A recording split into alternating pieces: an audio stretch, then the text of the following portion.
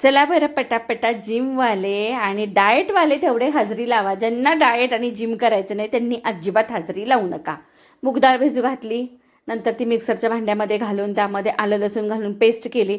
एका भांड्यामध्ये आपल्याकडे जितक्या भाज्या आपल्या फ्रीजमध्ये अवेलेबल आहेत त्या घालायच्या. त्यामध्ये टोमॅटो, कांदा, शिमला मिरची, स्वीटकॉर्न, चवीनुसार लाल तिखट, मीठ आणि वाटलेलं बॅटर घालायचं.